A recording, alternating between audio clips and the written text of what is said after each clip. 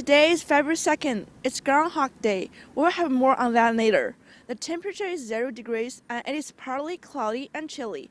There's 80% chance of rain overnight. Let's head back to the studio with Bryann Aguilar for the 5-day forecast. Thanks, Jiangli. We started the day with a mix of sun and clouds.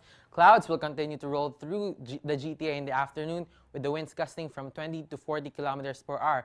We'll have a high of 3 and a low of 2. Rain will start in the evening, continuing till Wednesday. Toronto will see up to 25 millimeters of rain with the winds gusting from 40 to 60 kilometers per hour. Rain will end by late morning though.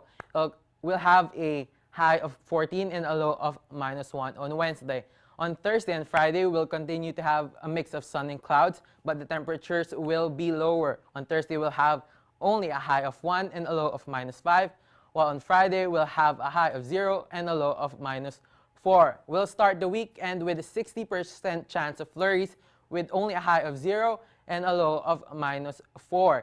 It's my birthday, but it's also Groundhog Day. So what do our cute little furry forecasters say on the weather? Will we experience an early spring or more winter? Our groundhog expert Johanna Tucker has the latest. Groundhog Day. Yes, it's very confusing, but let's piece together why this very strange holiday came to be. First things first, on February 2nd each year, if the groundhog sees its shadow, 6 more weeks of winter. If it doesn't, spring is on its way. The year 1887 marks the first Groundhog Day.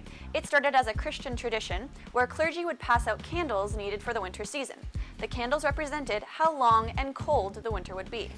Germans expanded on this by getting an animal, a hedgehog, to predict the weather. Germans came and settled in America, and the rodent meteorologists caught on in Pennsylvania. But there were way more groundhogs than hedgehogs, and so that became the new norm.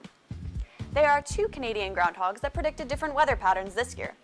Wyerton Willie of Ontario said 6 more weeks of winter, while Shubenkati Sam of Nova Scotia said spring is on its way. We are grieving the loss of Winnipeg Willow this year, who died days before Groundhog Day. And who knows why the guy in Alberta is dressing up as a groundhog each year to be their representative. Punxsutawney Phil from Pennsylvania, the most reputable groundhog, sided with Sam and said spring is upon us.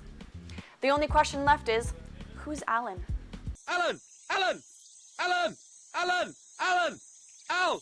Alan! Alan! Alan! Alan! Alan! That's been your Groundhog Update. I'm Johanna Tucker, back to the studio.